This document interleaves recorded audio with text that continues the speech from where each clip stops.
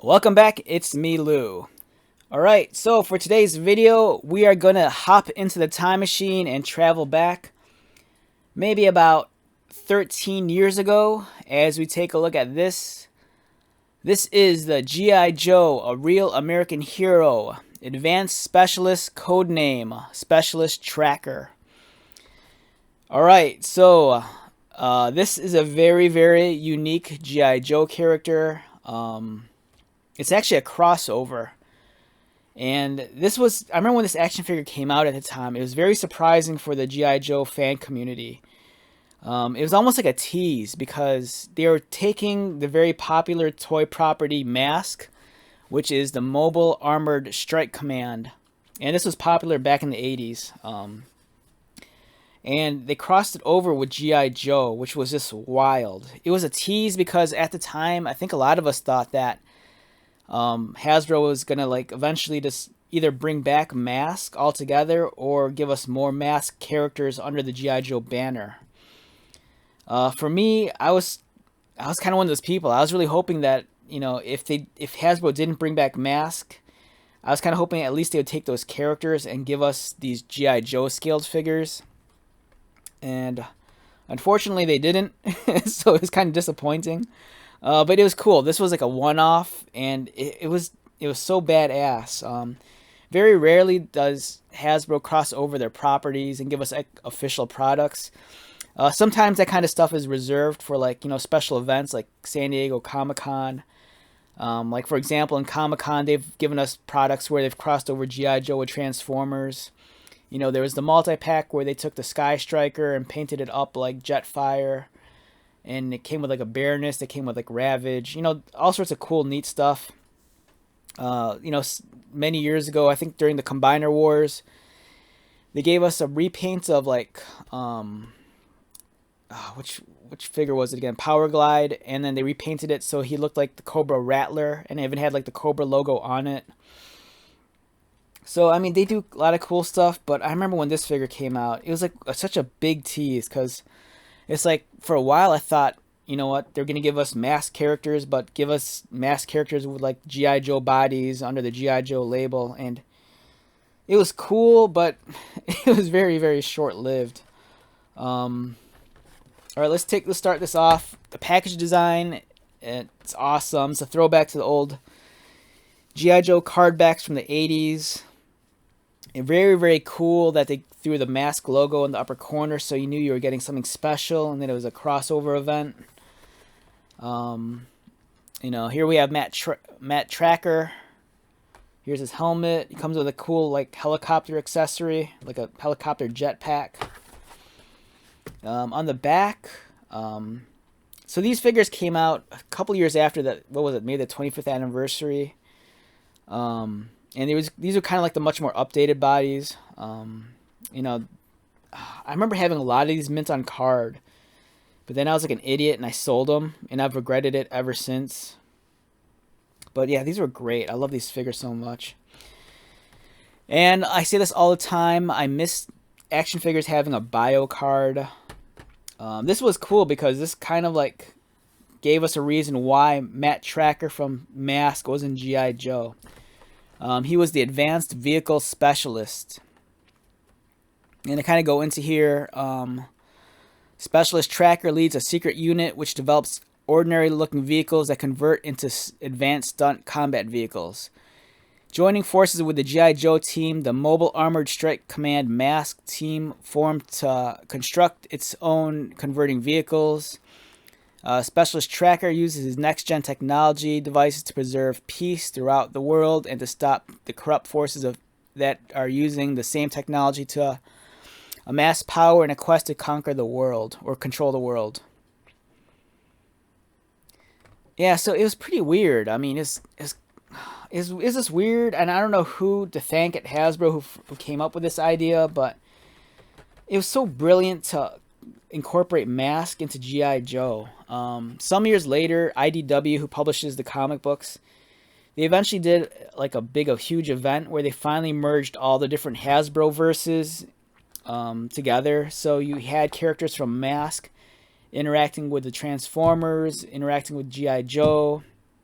And I think even on some levels they were even interacting with like maybe like My Little Pony even. I think Gem was off the table though. I don't think there was any crossover with Gem, but a lot of the big properties, you're finally seeing them interact with one another. It was kind of cool seeing M.A.S.K interact with like Rom, interacting with the Transformers, interacting with G.I. Joe, and it seemed like it was just like a big event that was eventually going to lead up to something that Hasbro was going to do in the films, I think, for the live action, but that never came to fruition. So yeah, we have the Matt Trakker Advanced Specialist figure for G.I. Joe. And I'm not going to remove this from the package, but I do have a loose figure on hand, which we could look at. And his helmet just flew off. So we have the Matt Trakker figure here. Removable helmet. And he has this body armor. I'm not 100% sure if this flight suit he's wearing, if this is a completely new mold, or if this is reused from another figure. This is a 3 3/4 figure. Highly articulated for its size. Its head rotates on a ball joint. It doesn't look up or down, but does rotate. His arms rotate. They go out. Elbow bend, elbow swivel. Wrist articulation. He has a cut beneath his, I believe, beneath his chest line. So he doesn't have waist swivel, but he does have upper torso swivel. His legs kick up. They kick out. His knees bend. Double pinned knees, which is cool for a figure this size. Articulated ankles, so they could swivel. It was unfortunate that, they gave us just the figure and they didn't give him any of his trademarked vehicles like the Thunderhawk or the Rhino. But I don't know. I kind of felt like when this figure came out, it felt like it was just like a love letter to the kids who grew up during the 80s. They kind of knew that the kids who grew up during the 80s were the adults in their 30s buying their G.I. Joe toys. So someone at Hasbro, whoever came up with this idea needs to be thanked. It was kind of nice that even though this didn't really carry forward and progress, beyond this the one figure, it was nice that, someone thought of us and just, at least gave us Matt Trakker. And since we're on the subject of Matt Trakker, bam, the original M.A.S.K vehicle. This is the Thunderhawk. It's not complete. I bought this at a secondhand toy shop, maybe like 5 or 6 years ago, if not longer. It was beat up to hell. It was dirty. The stickers were peeling, so I cleaned it off. Polished it up, removed the stickers. At some point in time, I would like to replace the stickers, with like bootlegged ones. But for now, it's just gonna remain like this. It's missing some accessories. It's missing the bombs that go underneath, and it's kind of missing those tailpipes that look like machine guns that mount underneath the wings. So this was Matt Trakker's trademark vehicle, the Thunderhawk. And M.A.S.K was kind of like a weird. It came out around the time when like GoBots and Transformers were big. Back during the mid '80s, kids were really big into like stuff that transformed. Like the Transformers.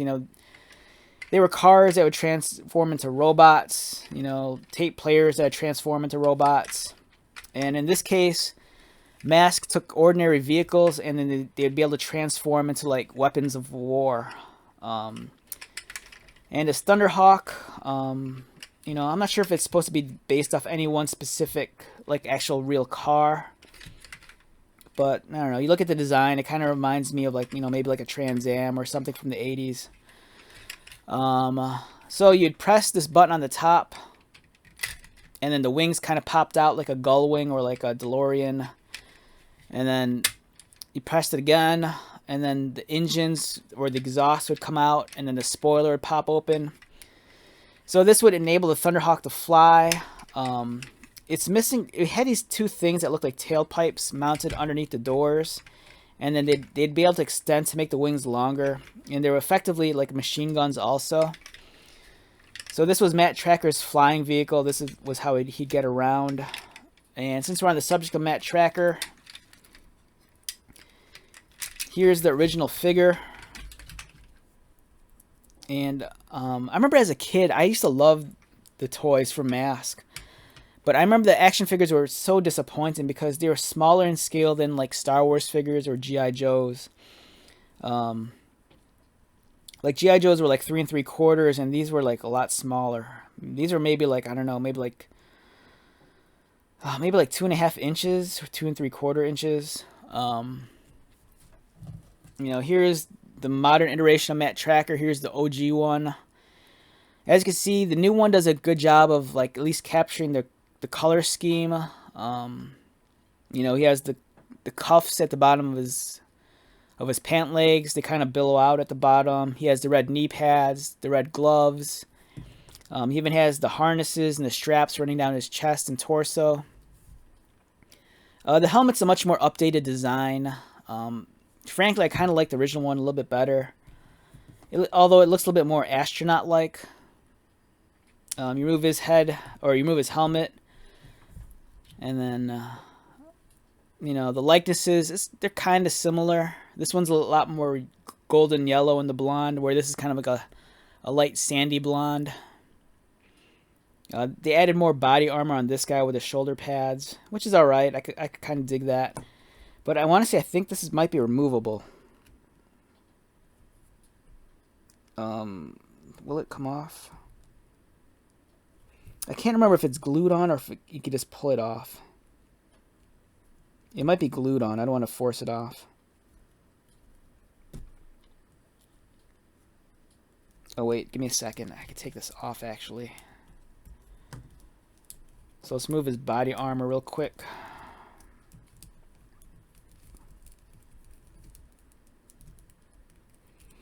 Alright, there's a lot going on here. It's not... There you go. You have to remove the head first. And I think this is glued on. I don't think this wants to come off. I don't want to force it off if it's glued on. Yeah, this might be glued on, which sucks.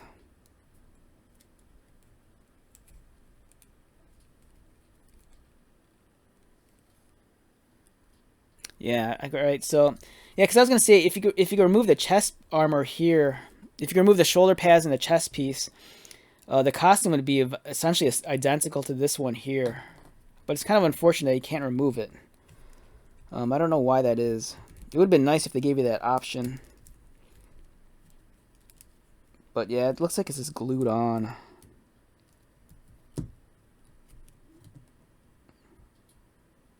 Oh well, that's alright. I can forgive that. Here's the body. The costume design is a very 80s kind of sci-fi looking uniform. And let's get this back on. Alright, this thing is going to be a pain in the butt.